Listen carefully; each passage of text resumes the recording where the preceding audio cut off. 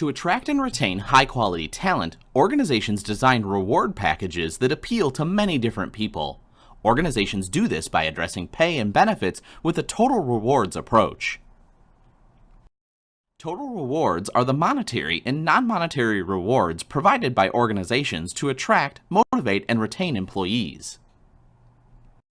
The effectiveness of the reward system depends on how well compensation is linked to organizational strategies so that employees are encouraged to work in a manner that benefits the organization. An effective total rewards approach balances the company's interests and the costs with the needs and expectations of employees, which can be a difficult process. The concept of total rewards requires a much broader understanding of pay and compensation than has traditionally been the case in organizations. A total rewards philosophy emphasizes how a company can use both direct and indirect or relational rewards to strengthen employee motivation and commitment. World at Work is the leading professional association that focuses on compensation.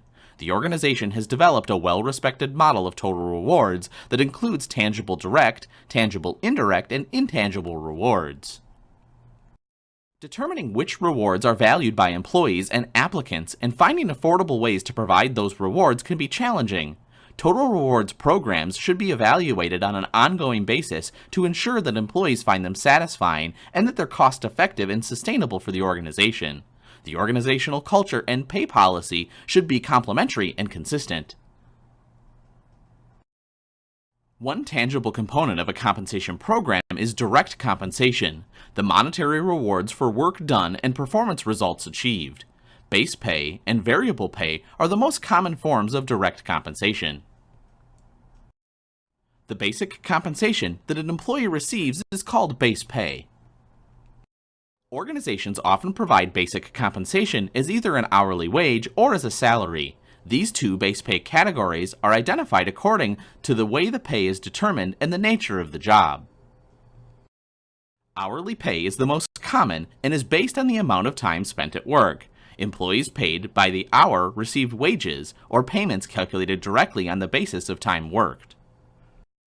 In contrast, employees paid a salary receive the same consistent payments each period regardless of the number of hours worked. Another type of direct pay is variable pay, which is compensation linked directly to individual, team, or organizational performance.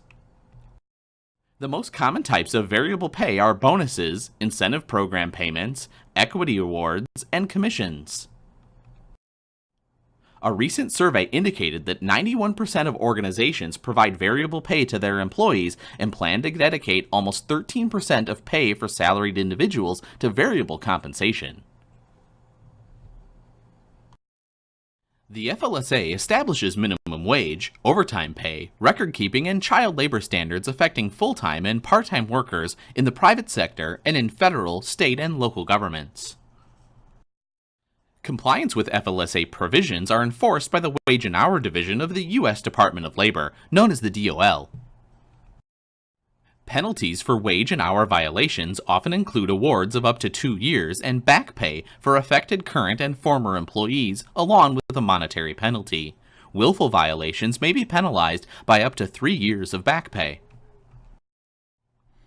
Provisions of both the original Act and subsequent revisions focus on the following major areas: minimum wage, limits on the use of child labor, and exempt and non-exempt status or overtime provisions. The FLSA sets a minimum wage to be paid to a broad spectrum of covered employees. The current minimum wage of $7.25 an hour was set as part of the Fair Minimum Wage Act of 2007. A lower minimum wage of $2.13 per hour is set for tipped employees, such as restaurant servers, but their compensation must equal or exceed the minimum wage when average tips are included. However, many states have minimum wage levels for both regular and tipped employees that are higher than the federal minimum wage, and employers must pay the higher wage. A number of states have enacted laws to increase the minimum wage for employees, while other states are exploring the possibility of increasing their minimum wages. Given those variations in pay, employers that operate in multiple states should monitor minimum wage legislation that affects their operations. The child labor provisions of the FLSA set the minimum age for employment with unlimited hours at 16 years. Many employers require age certificates for employees because the FLSA makes the employer responsible for verifying an individual's age. Age certificates are supplied by high schools. For hazardous occupations, the minimum age is 18 years. Individuals who are 14 to 15 years old may work outside school hours with certain limitations. Under the FLSA, employees are classified as exempt or non-exempt. Exempt employees hold positions for which they're not paid overtime. Current FLSA regulations used to establish whether a job qualifies for exempt status classify jobs into 5 categories. The regulations identify several factors to be considered when determining an exempt status. To review the details of each exemption, go to the DOL's website at www.dol.gov. Those 5 categories of exempt status are executive, administrative, professional, computer, and outside sales. Non-exempt employees must be paid overtime. The overtime can be calculated with a standard method that involves dividing a person's weekly salary by the total number of hours worked in a week and then providing the individual an additional payout of 1.5 times this rate for the number of hours worked over 40. It's important to note that the FLSA does not require employers to provide break periods or lunch periods, or to pay double time for any hours worked. However, the FLSA does provide guidance when organizations offer employees breaks. However, state laws also vary on many of these topics, and employers should research compliance requirements in all states in which they operate. The Equal Pay Act requires that men and women be given equal pay for equal work in the same establishment. The jobs need not be identical, but they must be substantially equal. It is job content, not job titles, that determines whether jobs are substantially equal. Specifically, the EPA provides that employers may not pay unequal wages to men and women who perform jobs that require substantially equal skill, effort, and responsibility, and that are performed under similar working conditions within the same establishment.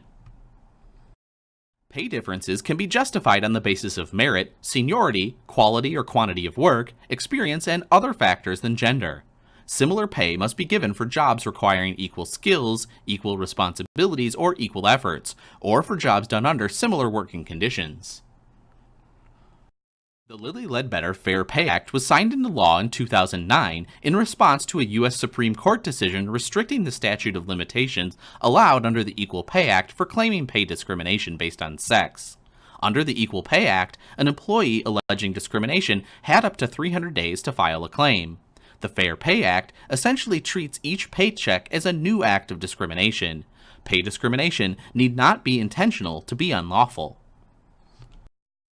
In correcting a pay differential, no employee's pay may be reduced. Instead, the pay of the lower paid employee or employees must be increased. The employer does not have to pay Social Security, unemployment, or workers' compensation costs. The general rule is that an individual is an independent contractor if the payer has the right to control or direct only the result of the work and not what will be done and how it will be done. Most federal and state entities rely on criteria for independent contractor status established by the Internal Revenue Service. A worker does not have to meet all criteria, and no single factor is decisive in establishing the worker's status. Each case is analyzed, and the weight of evidence is used to make a final decision. Key differences between an employee and an independent contractor are evaluated by reviewing behavioral control, financial control, and relationship-type factors. Behavioral control includes when and where the individual does work, what tools and equipment are used, what workers hire or assist in the work, where to purchase supplies and services, what work must be performed by a specified individual, what order or sequence to follow, and how work results are achieved. Financial control covers things like the extent of a worker's investment, extent to which the worker makes services available to a relevant market, how the business pays the worker, whether or not the business reimburses travel expenses, and the extent to which the workers can realize profits or loss. Finally, the type of relationship we consider written contracts, whether the business provides employee-type benefits to the worker, permanency of the relationship, and an extent to which services are provided by the worker are a key aspect of the regular business of the organization. It's critical that business owners correctly determine whether the individuals providing services are employees or independent contractors. The goal is to create an organizational climate that reduces employee dissatisfaction with current compensation. A recent study determined that a climate in which employees helped make decisions could be developed to reduce negative effect of low pay satisfaction on employees' job satisfaction, commitment, and turnover. The results also showed that a climate in which information was shared directly improved employees' work attitudes. A compensation philosophy is simply a formal statement documenting the organization's position about employee compensation. It essentially explains the why behind employee pay and creates a framework for consistency. Employers can benefit from being transparent about their compensation philosophy and having an official pay strategy. To motivate employees and direct their efforts towards organizational objectives, managers must also establish a guiding philosophy regarding total rewards and communicate this approach. Ideally, there's a good fit between the compensation philosophy implemented and the preferences of employees, which should increase their satisfaction with the pay they receive. There are two basic compensation philosophies that are situated at opposite ends of a continuum. At one end of the continuum is the entitlement philosophy, and at the other end is the performance philosophy. Most compensation systems fall somewhere in between these two extremes. The entitlement philosophy assumes that individuals who have worked another year with the company are entitled to pay increases with little regard for performance differences. When organizations give automatic increases to their employees every year, they're using an entitlement philosophy.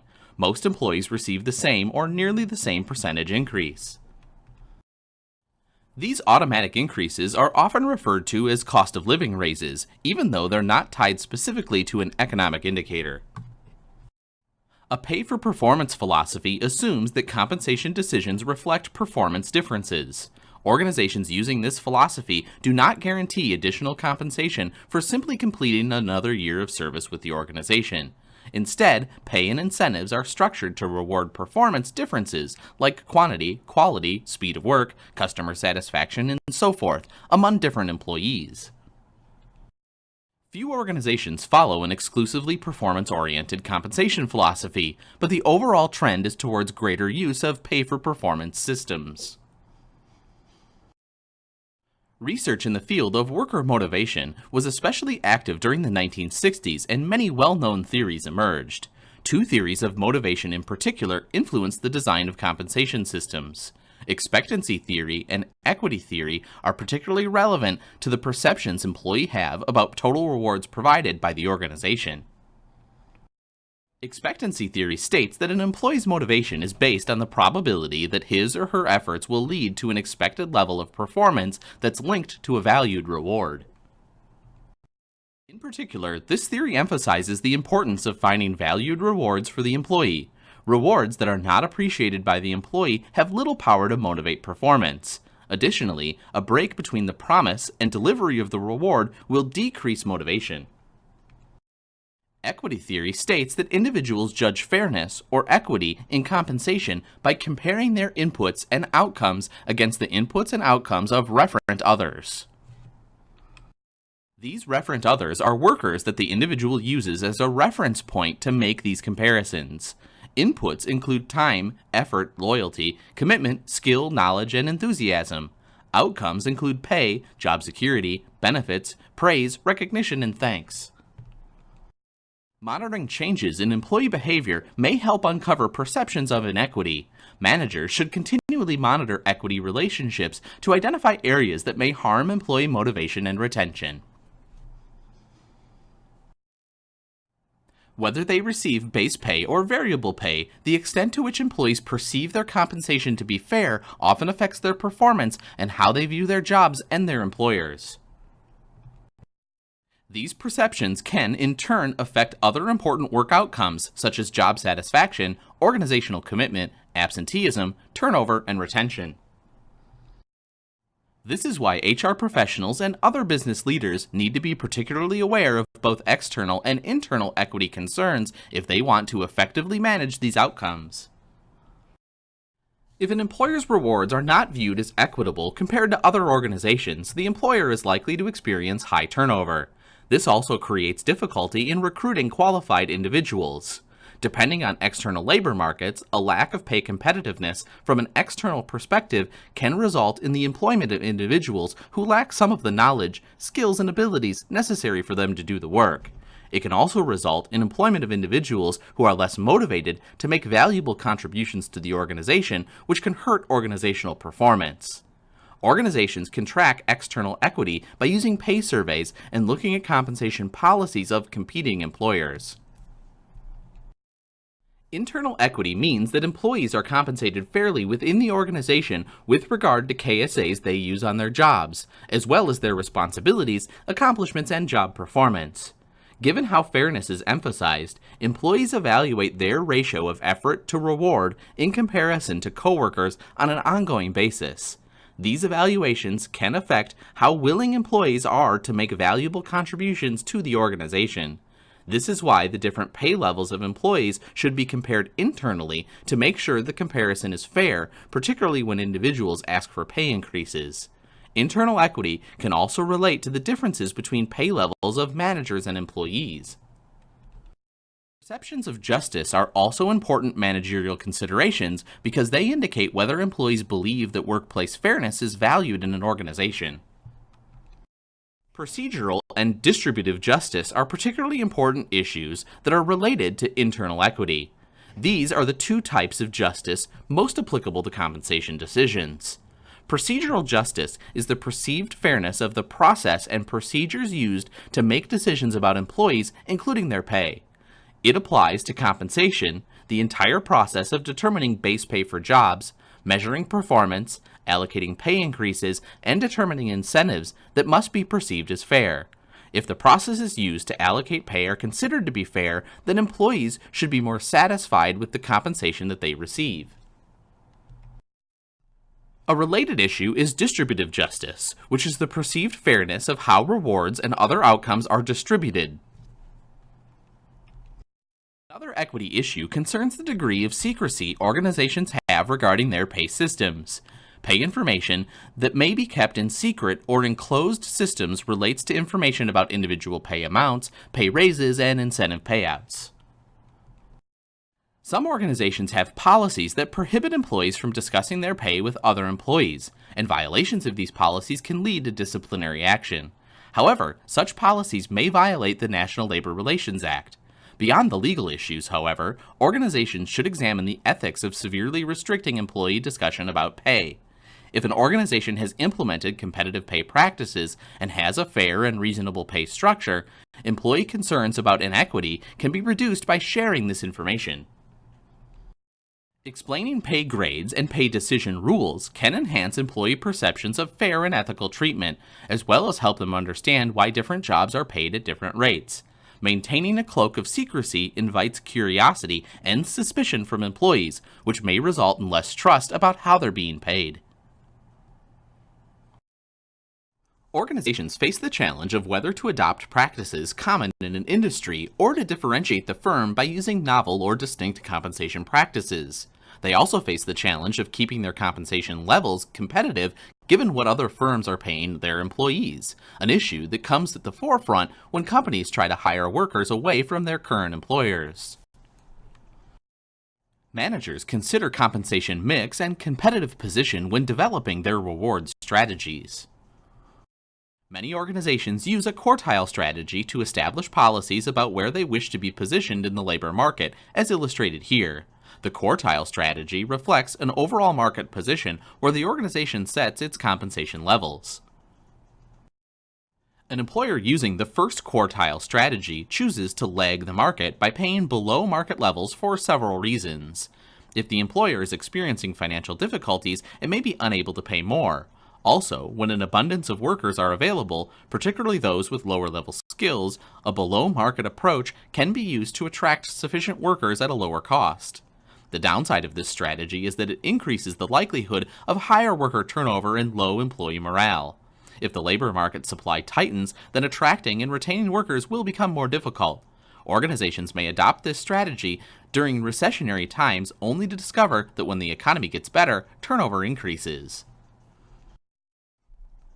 A third quartile strategy uses an aggressive approach to lead the market. This strategy generally enables a company to attract and retain sufficient workers with the required capabilities and to be more selective when hiring.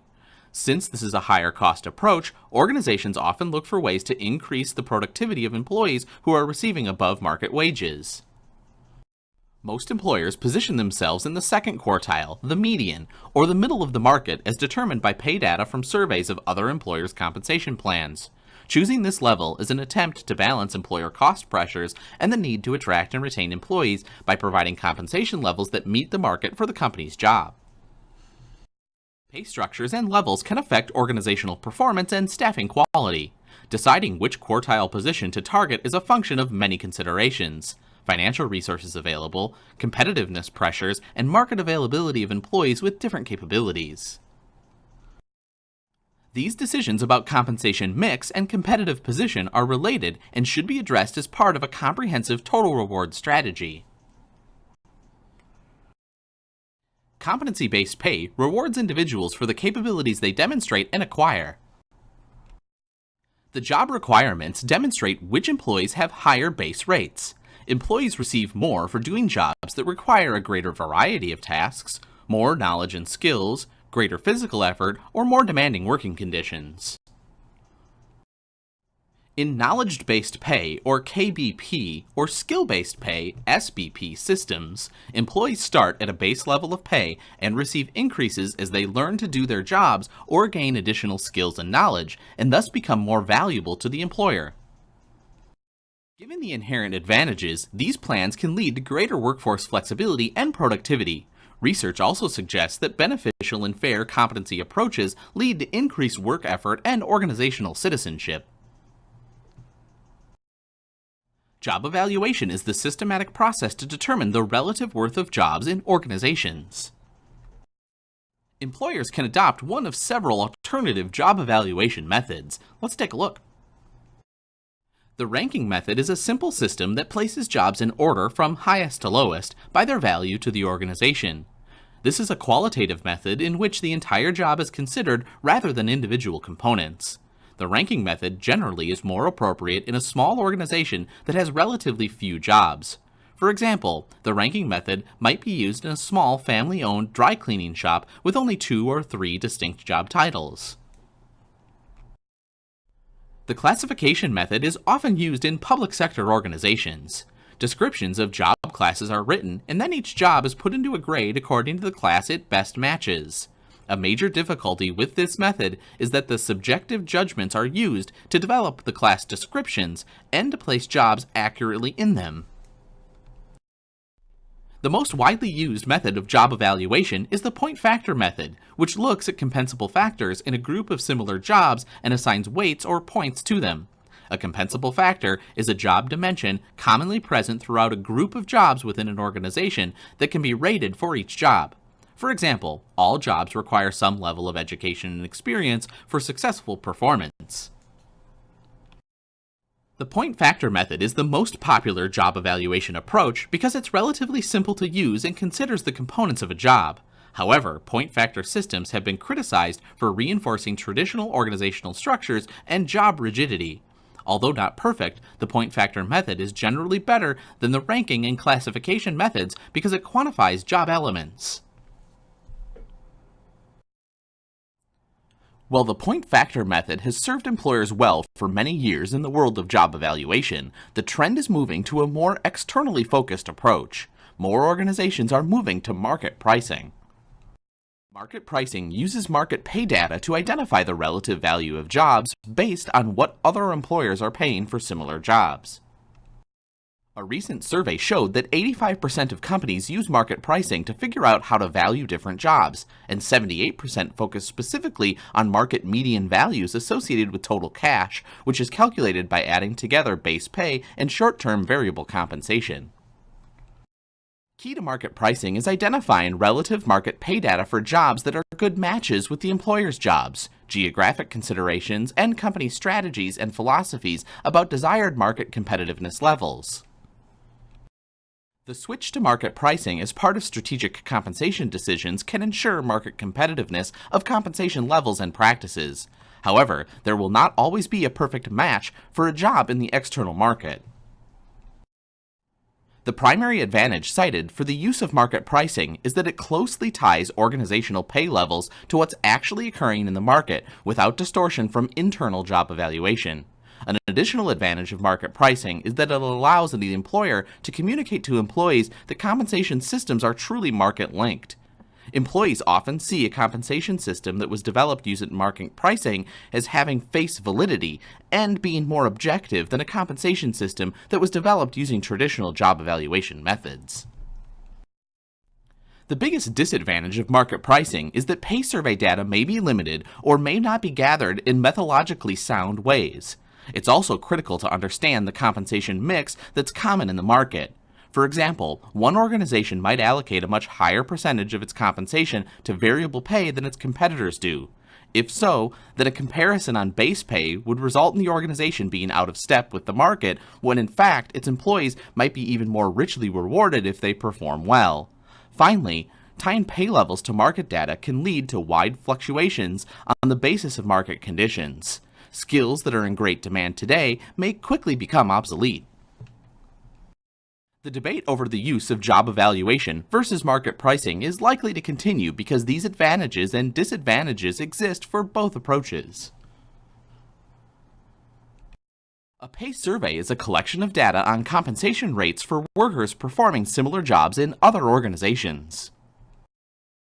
Both job evaluation and market pricing are tied to surveys of the pay that other organizations provide for similar jobs. It is particularly important to identify common benchmark jobs that are found in many other organizations that can be used for the purposes of comparison. Often these jobs have stable content, are common across different employers, and are performed by a large number of employees. An employer may obtain surveys conducted by other organizations, access internet data, or conduct its own survey.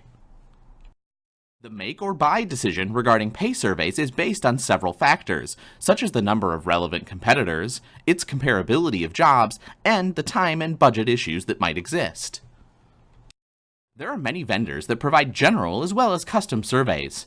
National surveys on many jobs and industries are provided by the DOL's Bureau of Labor Statistics, professional and national trade associations, and various management consulting companies. Another common source of pay data is compensation surveys conducted by third parties that obtain data from employers. HR professionals can access a wide range of pay data online. Employment-related websites such as Salary.com and Glassdoor.com provide data gathered from companies and employees. Use of these sources requires caution because their accuracy and completeness may not be verifiable or may not be applicable to individual firms and employees. The proper use of pay surveys involves evaluating many factors to determine if the data are relevant and valid. The following questions should be answered for each survey. Does the survey cover a realistic sample of employers with whom the organization competes for employees? Does the survey include data from employers of different sizes, industries, and locations? How current are the data? When was the survey conducted? How established is the survey and how qualified are those who conducted it? Does the survey contain job summaries so that appropriate matches to job descriptions can be made? Does the survey report on base pay, incentive pay, and other elements of compensation separately to allow comparison of the reward mix? Organizations participating in pay surveys must safeguard employee privacy and provide only de-identified data so that specific employee pay rates and names are not shared. When establishing a pay structure, organizations use pay grades, which are groupings of individual jobs that have approximately the same value to the organization. Although no set rules govern the establishment of pay grades, 11 to 17 grades are generally used in small to medium-sized organizations. Two methods commonly used to establish pay grades are job evaluation data and job market banding. One approach for determining pay grades uses job evaluation points or other data gathered from traditional job evaluation methods. This process ties pay survey information to job evaluation data by plotting a market line that shows the relationship between job value as determined by job evaluation points and job value as determined by pay survey rates. Market lines are developed by using statistical analysis techniques to calculate the regression equation. A market line uses data to place jobs having similar point values into pay grades. Pay ranges can then be computed for each pay grade. Closely linked to the use of market pricing to value jobs, market banding groups jobs into pay grades based on similar market survey amounts. The midpoint of the survey average is used to develop pay range minimums and maximums. Once pay grades are determined, the pay range for each pay grade must be established. Using the market line as a starting point, the employer can determine minimum and maximum pay levels for each pay grade by making the market line the midpoint line of the new pay structure. For example, in a particular pay grade, the maximum value may be 20% above the midpoint located on the market line, and the minimum value may be 20% below it. It is common to have broader pay ranges for higher-level job grades because more discretion is needed to reflect capability and performance differences. For example, for entry-level and production jobs, the pay range may be 10 to 15% above or below the midpoint. For executive-level positions, the range may be 40 to 60% above or below the midpoint. The practice of using fewer pay grades with much broader pay ranges than in traditional compensation systems is called broad banding. Combining many grades into these broad bands is designed to encourage horizontal movement and therefore more skill acquisition. The main advantage of broad banding is that it's more consistent with the flattening of organizational levels and the growing use of jobs that are multidimensional. A red-circled employee is an incumbent who is paid above the range set for the job. For example, assume that an employee in grade 3 has a current pay rate of $13.50 per hour, but the pay range for grade 3 is $8.98 to $13.02 an hour. The person would be red-circled, and proper administration of the pay system would make the employee ineligible for a pay increase. Several approaches can be used to bring a red-circled employee's pay into line. Although the fastest way would be to cut the employee's pay, the approach is not recommended and is seldom used. Instead, the employee's pay may be frozen until the pay range is adjusted upward. Another approach is to give the employee a small lump sum payment, but not to adjust the pay rate when others are given raises. An incumbent who is paid below the range set for the job is considered to be a green-circled employee. Generally, it's recommended that the satisfactory green-circled individual receive fairly rapid pay increases to reach the pay grade minimum. More frequent increases can be used if the minimum is a great deal above the incumbent's. One major problem that many employers face is pay compression, which occurs when pay differences among individuals with different levels of experience and performance become small. Salary inversion occurs when the pay given to new hires is higher than the compensation provided to more senior employees. When salary compression and inversion occur, they often negatively impact employee job satisfaction and morale. Companies can promote from within, hire people who are looking for promotions rather than higher pay, and provide equity pay adjustments to address these issues. Pay for performance uses pay that varies with some measure of individual or organizational performance, such as merit, incentives, and variable pay. Integrating performance appraisal ratings with pay changes is done through a pay adjustment matrix or merit-based performance matrix. A pay adjustment matrix reflects an employee's opportunity for a pay increase. The matrix considers two factors: the employee's level of performance as rated in an appraisal and the employee's position in the pay range, their current pay level quartile, which is often related to experience and tenure. Two elements of the matrix illustrate the emphasis on paying for performance. First, individuals whose performance is below expectations receive small to no increases. This approach sends a strong signal that poor performers will not continue to receive increases just by completing another year of service. Employees with below expectations ratings are eligible for 0% raises regardless of what quartile they're currently paid. Second, as employees move up the pay range, they must exhibit higher performance to earn the same percentage raise as those lower in the range performing at the same level. This approach is taken because the firm is paying above the market midpoint but receiving only satisfactory performance rather than above market performance. Matrices can be constructed to reflect the specific pay for performance policies and philosophies in an organization and are typically revised based on budgeted increased levels. The general objective is for all employees to be paid at approximately the pay range midpoint. To determine each individual employee's standing in the relationship to the midpoint, many organizations use a value called COMPA-RATIO. The COMPA-RATIO is calculated by dividing the individual's pay level by the midpoint of the pay range. All employees whose COMPA-RATIO is below 1.0 are paid below the pay range midpoint, and all employees whose COMPA-RATIO is over 1.0 are paid above the pay range midpoint. To ensure that a pay philosophy is enforced, pay administrators calculate overall COMPA-RATIO for the entire organization to determine the general pattern of pay raises relative to midpoint levels. Several methods can be used to provide standardized pay increases to employees.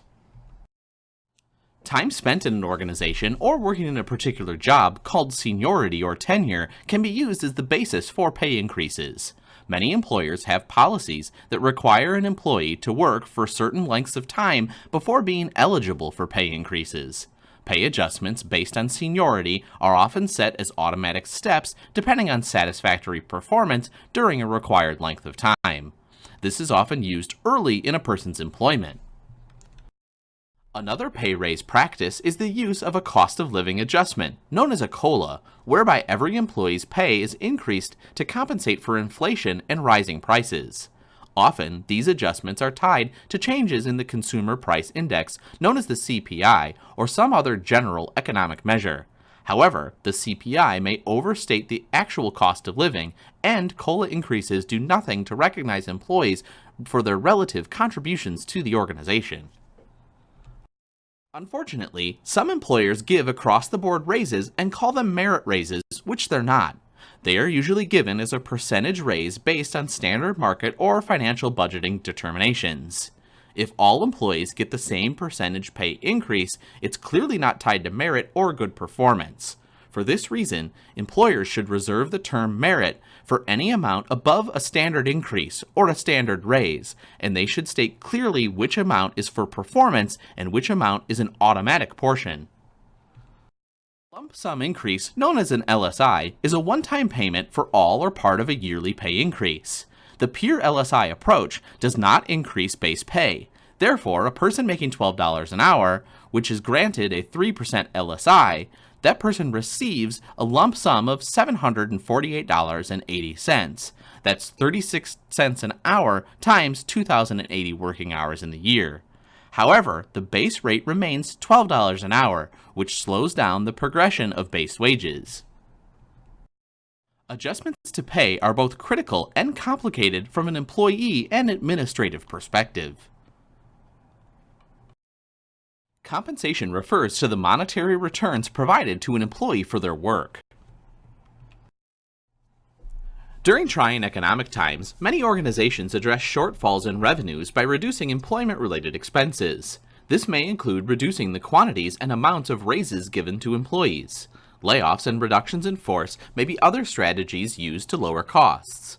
Managers and HR professionals should consider the potential negative impact of these approaches and use them sparingly because employee job dissatisfaction and turnover can occur if such strategies are implemented on a long-term basis. Despite laws prohibiting pay discrimination on the basis of sex, there's a persistent pay gap between men and women in the workplace. The wage gap is wider in some industries than others. However, women appear to have gained some ground in recent years. The pay differences between women and men seem to be decreasing generationally, with millennials experiencing a greatly diminished pay gap. but the pay differences tend to increase in executive-level positions.